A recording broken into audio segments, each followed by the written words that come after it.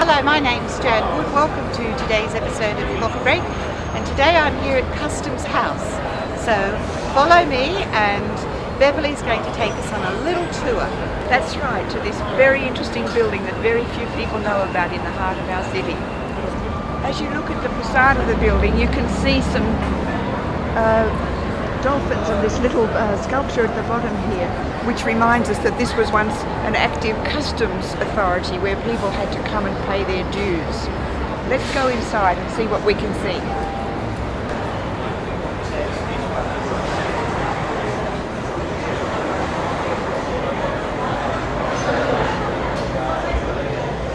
The building was first built in 1845 but has seen many changes since then, and was only given over from Customs in 1990, renovated, and now it's open to the public as a library and a historical information centre. There are many interesting things for the public to come and see in here. Let's go and see the attraction right in the centre of the ground floor.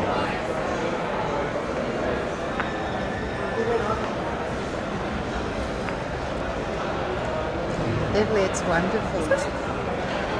Beverly, I've lived in Sydney all my life. I didn't know this was here. Very few people do as yet.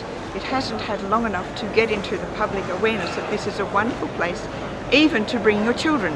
They can learn about their city here, and if they go upstairs to the second floor, they have access to a wonderful children's library. When you come, you can borrow up to 20 items from the library at a time, which should keep the most voracious family satisfied. So she's the perfect person to inquire about this rather puzzling symbol on the courtyard foyer.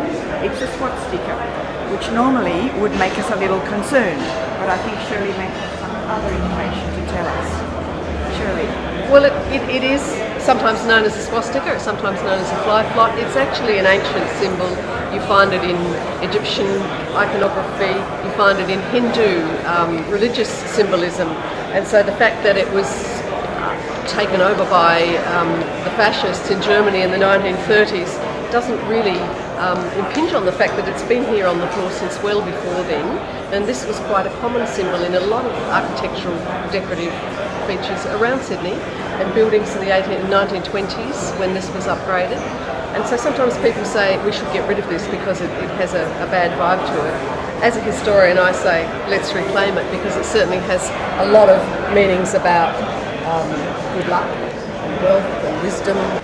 The city of Sydney has to know exactly how tall, how big, the shadows that are overlaid on other buildings and so on. So a model was developed for developers and builders and architects and so on to get a feel for how they were going to fit into the whole mosaic. But this particular one was on display upstairs in Customs House, and when the Customs House was revamped a few years ago, there was such a popular interest in the model that it was decided that we would keep this one as a work of art, really. And is this as the city is now, or no, it's as the city was a few years ago. And people who want to look at the working one, there's a similar model to this in Town Hall House up the road, which is constantly updated so that we get the exact. Oh, that's interesting. I'm supposed to be making this documentary and it's going to be launched here on the 7th of March. And I haven't made it yet, Shirley. Right. But at the end of it, we wanted to have a roll of honour of women in the Sydney municipality who've really worked to make positive changes in women's lives.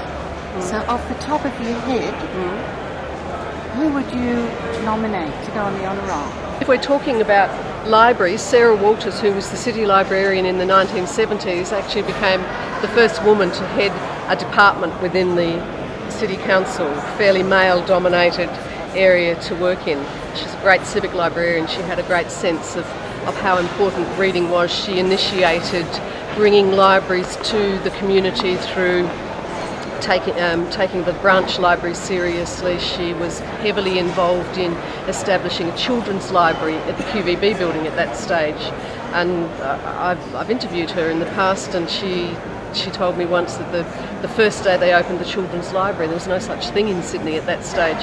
The kids were lined up down the street and round the corner waiting to come in, and at the end of the day they had about 5 titles left on the shelves. After World War II, the federal government and the state government started to fund libraries for local governments across the states. But prior to that, it was really the city library that had that function of the people's library, if you like. And it was the city library that had the fiction, whereas the state library tended to be the serious reference library.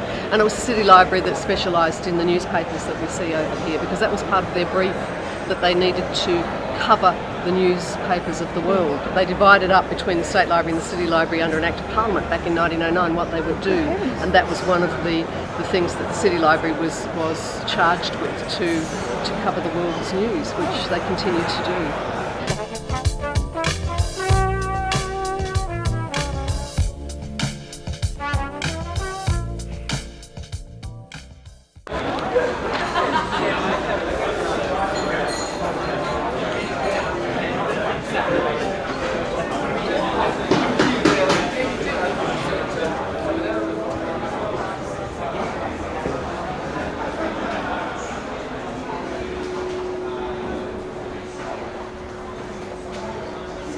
Shirley, anyone can come in here and read paper? Yes.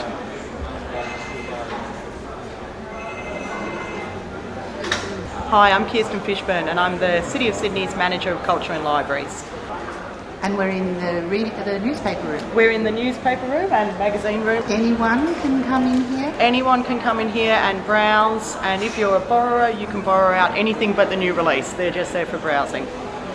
That's wonderful. I never knew this was here. This is one of our most popular parts of the library, and the newspaper wall itself is one of the real features that we're well known for. Magazines, of course, are incredibly popular. We've got a range of international magazines that people aren't able to easily to access anywhere else. The newspaper wall, well, firstly, I've got to tell you, I think it looks stunning. You know, it really puts things on display. We're also really proud of it because we have over 60 newspapers there, 32 of which are international newspapers. So for a city like Sydney with such a multicultural population, this is a real opportunity for people to come up, keep up to date with news from their own communities and cultures, as well as learn something about different communities and cultures. Newspaper wall, as you can see, we run down with everything from your Weekend Australian, Singtown Daily, Sunday Telegraph, Cairns Weekend Post, and we run down a whole range of Australian newspapers from across all the states and territories to international newspapers as well. Wow. We're very, very proud of this. And I have to say, I also just think it looks stunning. It's something that really catches people's eyes when they first walk into the space. Well, see, it's an old building, but it has a very 21st century feel. It does, and one of the things that the designers worked on when they were putting together the building was making sure that you kept the heritage, you kept the feel, you kept the importance of such a valuable building as Customs House, but you also created a contemporary space because, you know, people want to come in an environment and feel alive and energised, as well as enjoying the beautiful flock wallpaper, chandeliers and bones of this great building. It's a very happy marriage between old and new. Yeah, I think it works pretty well. Yes, something very charming about seeing the natural sandstone walls around behind the very modern interior. Yep. Very appealing to members of the public. We certainly get a lot of comment from architects and designers about how well Customs House has integrated our old and new. And, you know, libraries aren't easy things to put in a space. They can be a challenge. You know, you're talking banks of books and so on.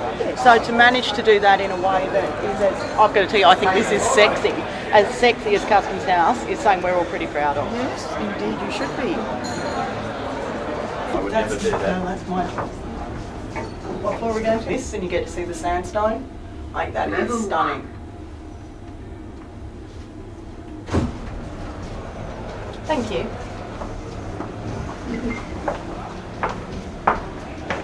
What did you want to Where do you think we should display this? So that's this.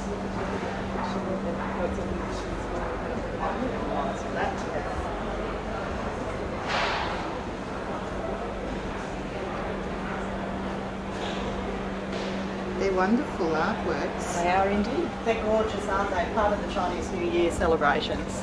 And we use these display cases to put different exhibitions on all the time, themed with, say, if it's Chinese New Year or if it's a particular cultural celebration. So we're always putting new things in here, and I think this looks fantastic. And exhibitions are held throughout the gallery? Throughout the whole building, yes. There's a range of different exhibition spaces. And this area we're in now is about a third of our fiction section. Fiction spreads over 2 floors, so when you go up to the second floor there's a large reading room. This is just the beginning. I think this is absolutely beautiful library space to be in, and I have to say I love walking along and browsing along all the books at the top. I think that's so much fun, you know. You can be here for hours still, you know, kind of picking things up and having a look, and then of course you go upstairs and boom, you've got it all again. It's fantastic. And the children's library is upstairs too, we've got a smaller children's section just over here, which we're about to walk into. When we originally put together this library, there weren't that many kids living in the middle of the city. Right. That's obviously changing over time, and what part of the challenges and interesting part of running a library is that you need to keep changing as your community keeps changing as well. So we are certainly finding more kids coming in the space, and as you can see, grown-ups also browsing for books for their kids. You love your job, don't you? I'm pretty passionate about my job, yes. And this is really nice. Actually, I love browsing the kids' books as much as the grown-up books. I'm addicted to children's fiction. Has stood on this site since the 1840s in one form or another, and World War I, they're all the people who used to look after our trade, our excise, our taxes, our morals, by deciding these books can come in and these can't, and eventually also from just building people, because it also was the headquarters for the federal Department of Immigration once the Commonwealth was set up. So it was the place where you would surveil the ships, you know. Indeed, with a and view we got like illegal that. migrants coming in Yes. and so on. So this building can tell a lot of amazing stories about smuggling, I'm sure it can. illegal imports and all the sorts of things that come out of a customs department. And as well as people loving this for it being the library, there's a whole raft of people out there who love it because it was their workplace as the customs service they've had from to the do with it in one 1840s way up or till another. the 1990s. Yeah. And the so Barnett room. well, I was going to say the Barnett Long Room, that's where the business of the shipping was transacted. It had a great long counter, and the people with the bills of lading and the papers to be signed and the documents to be worked out, whether things would go into bond store or whether they'd be released onto the streets and all that. It was a very, very busy room in there. A buzz of activity Buzz, there. yes, So it's yeah. obviously not the Holy of Holies, which is another room somewhere else. No, that's where the head of customs. Yes, that's no, right. you knocked very carefully when you entered them. No, this is where the rough and tumble of the people who were doing the dirty deals, who were reading the newspapers down in the pubs downstairs, waiting for the shipping documentation to come through, clearing things through customs and so on. And it's now used as a public room for talks and meetings and conferences and so on. Yes, yeah. Barnett, because he's the man who originally designed the building. He was the government architect in the 80s, 90s, who added several stories to the building. It's been a growing building from the start. Changes That's right. through its Yes, history. yes. And the long room, is that the only long room, or is there another long room? There's, because of the layout, there's another room the same dimensions up there, which you must go and have a look at because it's the reading room for the library. And it is a knockout. If ever you wanted to read a book somewhere, And you can sit there and read, Yes. no questions asked. It's all 15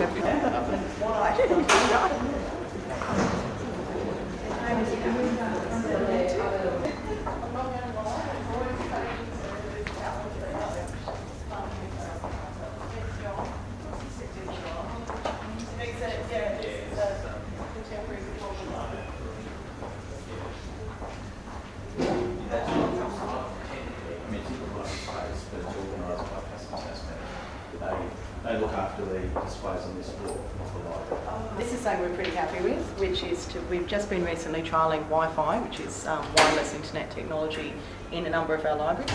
As you can see the box. The trial's gone incredibly well, particularly here at Customs House. So people are in an old building but exceptionally techno-savvy, we've discovered. So we'll be introducing Wi-Fi across all of our library branches in the next month or so, which will be great. We're very excited about that. What are its particular advantages over ordinary computer use? Means you can bring your own laptop in. You can just, bring your stuff in, load onto the internet. It's free for you. It's, very little stress for the user. Means means our own library staff don't have to do anything, which is good. It frees them up to actually be librarians and make book recommendations, not technicians. So it's a kind of win-win situation for us, so we're pretty happy. Very good. Yeah. Very good. And this room in here is something we should This see. is the reading room. As I said, we've got fiction on 2 floors, and here's the 2nd floor.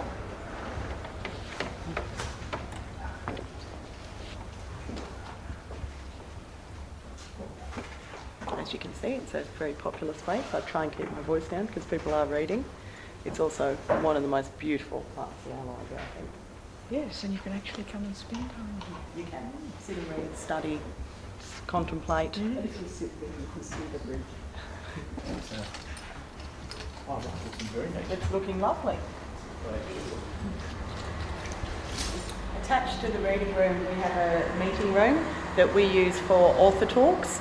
We have regular series of author talks at Customs House, and we use this room or downstairs the Barnett Long room, which I don't think we can show you. I think it's actually got people in there at the moment.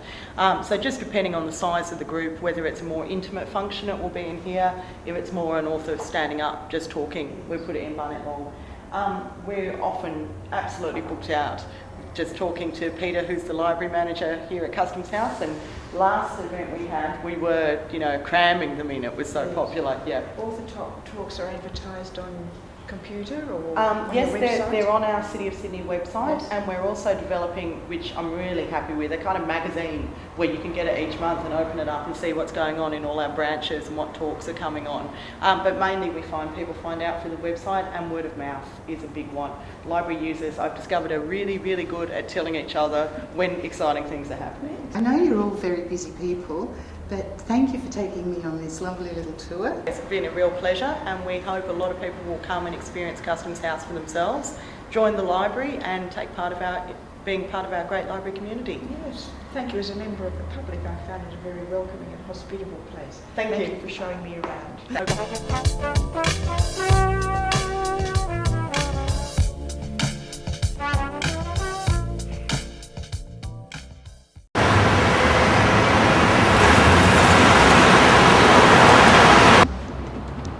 Hi, Marie.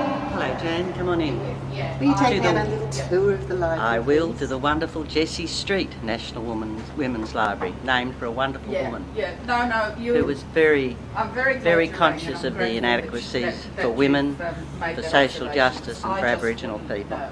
I take Way it back, at face value, way back in and the I 30s. then The library was established in 1989, and it's been going through the work of volunteers. And I must say, women are magnificent and have kept the library going all those years. A bevy of wonderful women. And of course, as you know, women are magnificent. And that's how we keep going. Trying to get funding is very difficult, and we're always looking for ways and means and people who are willing to support us financially. Okay. So, Marie, what's the philosophy behind the library? It's based on Jessie Street's work, really, and that is to keep the works of women alive Which kind of group? in the air. And I don't know how many people are aware of this, but Jessie Street co-chaired in 1946 the first trade union equal pay committee, and she co-chaired that with a woman called Lucy Woodcock, who was the vice president of the New South Wales Teachers Federation. And so Jessie fought for equal pay for women. Faith Bandler tells the story how Jessie came to her and said, "Faith, you have to do something." And Faith said it was through that the work started for the referendum, and also for social justice. It's been very strong on that. And so the library was named to honour Jessie Street, and it was named, and the work we do is based on those areas. We have our librarian is a voluntary worker, Jane Pollard, and she does a magnificent job here. And we have all these books. And it's not a lending library, it is a research library. We have an archivist, and we have some wonderful archives of women, and it's all been passed on to us because we will honour their lives. So, Marie, these are the shelves and they pull out.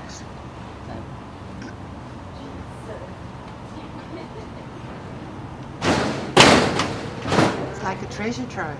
It is a treasure trove. There are some magnificent books here, some very valuable books. We have some books, we have the only copies available.